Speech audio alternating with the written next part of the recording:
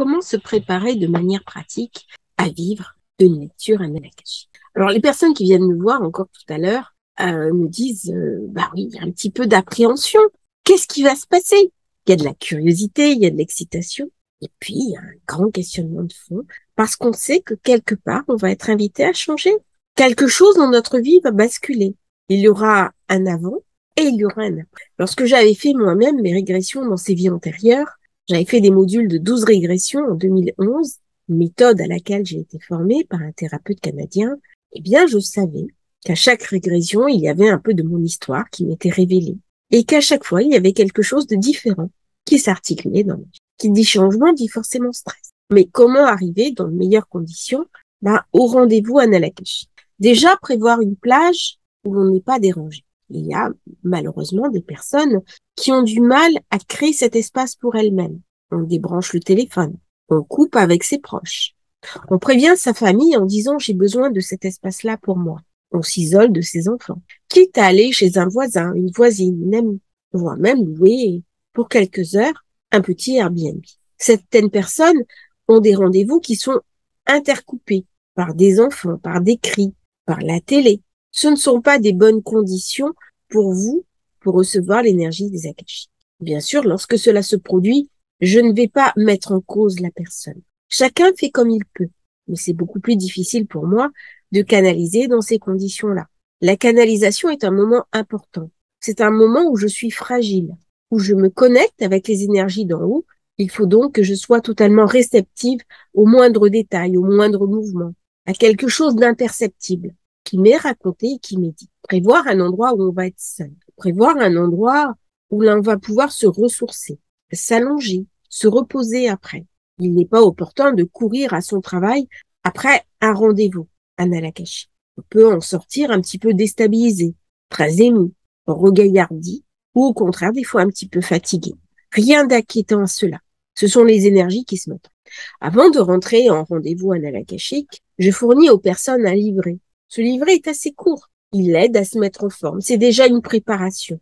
Bien respirer, faire un repas un peu plus frugal, bien dormir avant le rendez-vous akashique, bien respirer, faire une petite méditation, se détendre et ne pas prendre d'alcool avant le rendez-vous akashique.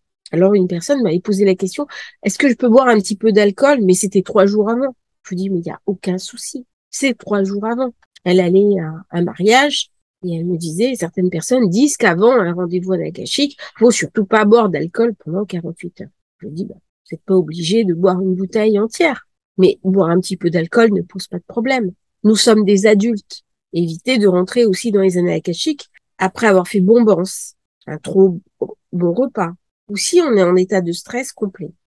Il faut un petit instant pour se préparer, un moment de paix, un moment de calme et de quiétude. Ne vous inquiétez pas non plus si vous avez un problème technique. Certaines personnes me disent « J'essaye depuis ce matin de me connecter sur Zoom, je n'y arrive pas. » Pas de panique. Si ce n'est pas sur une méthodologie, ça sera une autre. La technique humaine est à notre service. Nous ne devons pas en être un esclave. Cela aussi va créer du stress. La technique est toujours au service de ce que nous avons à faire. Où doit être dirigée notre attention? Vers le haut, aller chercher de l'information vers le haut et la faire redescendre vers le bas. Peu importe la méthodologie, c'est pas ça qui est important. Donc si une technique ne marche pas, on passera par une autre. Tout ça est profondément organisé de ma part. Je sais très bien les empêchements inconscients que nous avons. Les personnes me racontent et me disent depuis hier, c'est la catastrophe. Mon Wi-Fi est complètement bloqué. Ma box est en panne. On refuse de me dépanner. Eh bien, ces personnes, à ce moment-là, vont faire appel.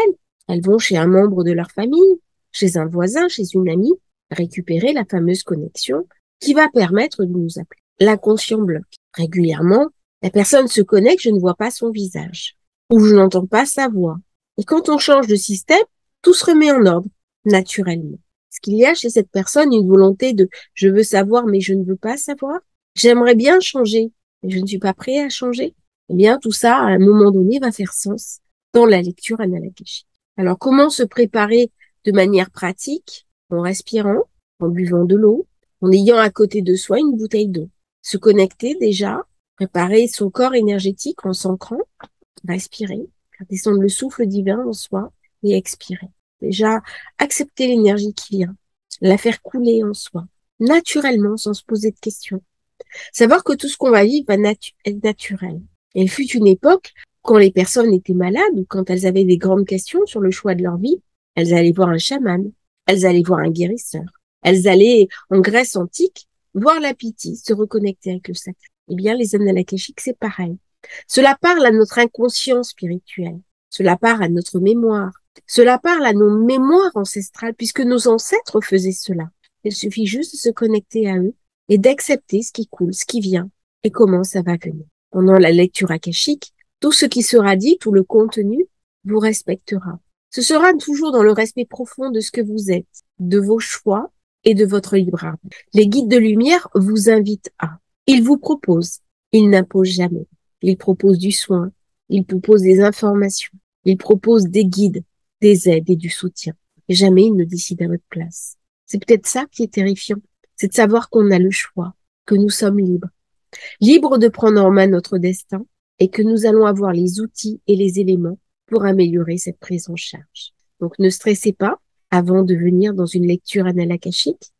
Rassurez-vous, c'est un processus normal, c'est un processus bienveillant, c'est un processus d'aide, d'écoute et de partage au service de votre incarnation dans la compréhension du sacré et de l'alignement entre l'en haut et votre en bas à vous, qui est votre réalité de tous les jours. Se reconnecter au sacré permet de mieux vivre son incarnation, de trouver le sens de sa vie, d'incarner ce sens et d'aller en toute quiétude vers l'horizon de notre vie avec un certain nombre de réponses, tout en gardant quand même certaines questions, parce qu'il est intéressant de se remettre en question, d'être flexible et toujours savoir s'adapter à ce que la vie nous appelle à faire, à ce que la vie nous enseigne et à ce qu'elle nous montre. C'était une vidéo assez courte. Je vous remercie à tous pour votre partage, pour votre attention. N'hésitez pas à vous abonner à la chaîne, à liker. Et à demain pour une nouvelle vidéo.